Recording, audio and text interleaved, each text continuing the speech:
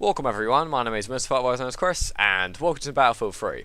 Now today I want to talk about Battlefront 3. If you haven't played Battlefront 3, that's because it's not out yet. And it should have come out many years ago, but it never did. But recently EA were given the rights to make Star Wars games by Disney, and more specifically EA gave DICE, the makers of this game, Battlefield 3, and many other Battlefield games, or all the Battlefield games to be more specific, they gave them the rights to make first-person shooter Star Wars games. Oh yes. Which pretty much means they're going to be making Battlefront 3, the long-awaited game, 8 years in the making, and probably 10 years considering the game's not even been put into development yet. Essentially what's happened is EA have opened up a new DICE studio in LA, specifically to make Star Wars games. And we probably won't be seeing this game for probably 2 years. And if it does come out next excuse me, if it does come out next year to fill in the gap between Battlefield, and then obviously there'll be Medal of Honor next year, which won't be happening anymore. If they make Star Wars then it's going to be an absolute rushed piece of crap. So I imagine they're probably going to spend a couple of years making this game, unless of course they are absolutely skilled, speedy people who can make quality in such a short space of time. I doubt it. But yeah, essentially they're probably going to be making Battlefront 3. And I've heard a lot of people speak about this in general, but what I haven't heard a lot of people speak about is actual details. Now I don't have real details, but sort of what they want to see in the game, because I'm a massive Battlefront fan. I've been waiting for Battlefront 3 for years, and by years I mean since the day I purchased Battlefront 2, which was about 8 years ago. So yeah, I've been waiting quite a while. The game came out in 2005, we're now in 2013. This game probably won't come out until the end of 2014, possibly 2015, so who knows. But yeah, I'm really looking forward to it. And I've got a few features wrote down here that I just want to go over. A few things that I really want to see in Battlefront 3. I didn't mean for that to rhyme, but it did, to get over it. So yeah, first things first, and probably the most to some people boring part, and by the way, I don't teabag this guy, I was trying to cover because I got blown up by something. But yeah, the story. Now a lot of people aren't interested in the story in first person shooters simply because generally it doesn't work too well. I mean, you got exceptions like Metro Last Light and stuff like that, but most people aren't interested when it comes to like Battlefield. And the fact that DICE are making the new Battlefront, who knows, the story could be good, and considering it's a Star Wars game, it probably will be good, because Star Wars is awesome, and there's a lot of different paths they could take in order to make a good story. Now, personally, I don't think this story should actually be set up in any time during the prequel movies or the original trilogy. Now, I think that in the multiplayer they should include the prequel like troops and the like iconic stuff from all of the movies so far, but I don't think the story should be set in those periods. It's been done many times over by the Battlefront games, by other games, so yeah, I think it should definitely go elsewhere. By elsewhere, most likely the Old Republic, you know, during the Knights of the Old Republic games, during the Old Republic MMO, wherever they set it. During this time period, there is a lot going on, there's a lot of dispute, there's a lot of characters you've never seen, there are a lot of armies you've never seen, and it can make for a really, really interesting game, and I think that would be a very good period for Battlefront 3 to start their, you know, whatever they're going to go on through from there on. But that's definitely a good place they could start the game from, and I really look forward to it if they do that. If they don't do that, not too worried, but if they do happen to do that, then I'm going to be really pumped for this game. If they do happen to stick with the prequels and you know, the original trilogy, that doesn't bother me, but it has to be something we haven't seen yet. We can't just be, you know, following Darth Vader or whoever it may be around you know, the Star Destroyer or whatever the case may be. And as much as that may be you know, that would be really awesome, it's been done, and I want to see new things from this new company. I think it would be really awesome, and that's just the way I think the story should pan out. Nonetheless though, if they do happen to do it during the current time, like I said, has to be different, has to be something we haven't quite seen yet, and I'll be really interested in seeing that. Now on to the more interesting stuff, at least for the majority of people, the multiplayer. What should they put in the multiplayer to make it different to the previous game, and also to differ from most other first person shooter multiplayer games out there? First thing that makes it different is a Star Wars game, and generally there hasn't been a first person shooter Star Wars game for a long time, or at least a decent one.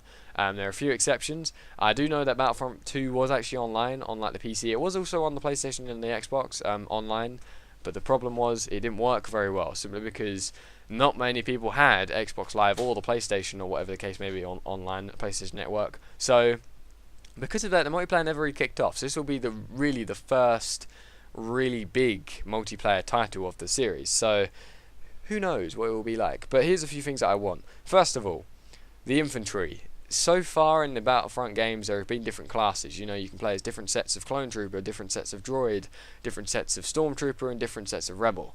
And they should keep that. That was a really good element in those games. It really allowed for teamwork. But obviously, you're playing with the AI for the most part. So this time round, the classes will actually make a big difference on the battlefield. You really have to work as a team to take out the tanks, take out the spaceships, which I'll get into later, and or if I remember that is. And I think that'll be really cool if they keep that in the game. They should not get rid of that for any reason whatsoever. Weapons. Each class should have different weapons. Now, the way it worked in the old games was they had unique weapons to their class, but you couldn't level up. There was no like unlock progression or anything like that, so you're pretty much just stuck with whatever weapon you're given in the first place. Now it's Star Wars. You're probably thinking, well, there's not really that many different weapons in Star Wars. That's the good part about it. DICE can then sit there and make concept art of weapons. All it's got to be is a really long stick with some cool little pointy things and laser beams. So that's pretty much all the weapon has to be. But by adding different types of weapon, you know, burst fire, fully automatic, semi-automatic, more powerful, close range, long range, medium range, adding all that stuff in adds a bigger element to the game, and they definitely need to do something like that for the multiplayer progression. Vehicles. Well, I want to fly a TIE fighter. Enough said. Maps. Well, obviously. Now, here's the thing, actually, sorry. I joke with the TIE fighter thing. It is something I really want to do, but that's not all I want to see. If they do happen to make the story in the Old Republic, the online should still have the prequel characters and the original trilogy characters, because that's what people want to do. That's what I want to do. So they should have, you know, if they do the Old Republic setting, they should keep everything from the Old Republic setting in the multiplayer, but they should also have the ability, you know, there should be different maps from the old eras as well, like, you know, Star Destroyers, the Battle on Kamino, Geonosis, Hoth, what's it called, Endor, loads of stuff. They should have all of that still. Just because their campaign's in one place doesn't mean the multiplayer has to stay in one place too, and that's kind of where the Battlefield games, or at least Battlefield 3, went slightly wrong. They kept all the maps in the same place for the most part, and that kind of took a dynamic out of the game. So I'm going to be going into that actually, and what Battlefield 4 should do with the maps on the later date. But just speaking about Battlefront in general, they need to have maps from all of the eras, the iconic ones and the new ones. Whatever they do, excuse me, excuse me again, they need to make sure that the maps are from everywhere. And you can, you know, some maps are specific to the stormtroopers and the rebels. Some maps are specific to the clone troopers and the droids. Some maps are more specific to, oh well, you get the idea. Just make the maps all over the place and make the infantry all over the place too. So, you know, I think that'll add a really good element to the maps and the online itself. Now, in terms of the actual dynamics of the maps, Battlefield 4 is actually supposed to include dynamic map events, you know, like a dam blowing up and then water spewing across the map. Battlefront 3 has no excuse to not include some of these things. I think that'd be really interesting, you know, to, like, during the middle of a battle, if on the outside of a space battle, for example, of the ship, just to say, for example, argument's sake, they blow up like the bridge of the ship, and you're near the bridge, and you're inside the ship, then there should be like explosions near you, like lots of shaky cam, maybe a different, like the ship starts to fall towards the planet, and you can see on the outside of the windows, you can see you're falling, gravity starts to shift, those sorts of things. Really dynamic map events, and I think that would add a really good element. And say someone crashed into the side of the ship, for example, you should see that happen inside the ship, but that's quite complicated, I understand, so maybe just some fireballs and stuff will do. But yeah, I think that's about it for dynamic maps. Now the final thing, which is probably the biggest thing that's been spoken about since Battlefront 2, Battlefront 2 included something called space battles, which is pretty self-explanatory, but I'm going to explain for you anyway. Essentially, two giant ships, either a Star Destroyer and then a Rebel ship, or the droid and the clone ships, and then, you know, you fly the little fighters or the bombers, and you just take out important locations on the enemy ship. Once you've destroyed all those important locations, you win. They should change this up a little bit in two ways. First way, in the space battle part of things, although you could board the ships in Battlefront 2, you could cause damage from the inside. I think that should be a bigger role in the game. So, for example, if there's like a bit like Rush from Battlefield, for example, where you have you know, you got MCOMs that you have to plant to blow up, and then you move on to the next set of locations. They could do that on the inside of the ship. So, for example, you have to infiltrate and plant a bomb on the shields or the shield generator, so that your fighters and bombers on the outside can engage the ship and start taking out the key locations. Excuse me again. If they do that, then that would be really interesting. I think that would add an extra dynamic to the game. especially for those people who just want to play as the infantry. You know, they have a role in the space battles as well.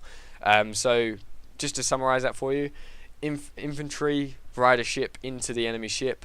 They take out the enemy players and then plant the bomb on the shield or whatever the case may be, and then the enemy your fighters and bombers can start to take out the ship. That's how that works. Also, people have been talking. I almost said sporking about. We're not talking about fish and chips here. People have been talking about for years the idea of a space battle occurring above the ground battle, and then on the ground another battle occurring. You can actually fly between the two. That's interesting. How they'd implement it, I'm not sure, but if they did, that would be really, really cool, and I hope that they do something like that. But that's pretty much it. I have other ideas, and I could be rambling on for hours and hours and hours about all these cool things that I should put in the game, but quite frankly, I don't have hours and hours and hours of Battlefield footage. So these are just the basic things so far. So I hope you enjoyed, and sorry to my subscribers, I'm sorry I haven't been uploading very much lately. I've had exams, I've had the dentist today, and I've just been busy, so I haven't really had time to be doing that. So sorry about that, but expect more videos from now on. So have a nice day, all that good stuff, like, subscribe, comment. I've been Mustafa, over and out.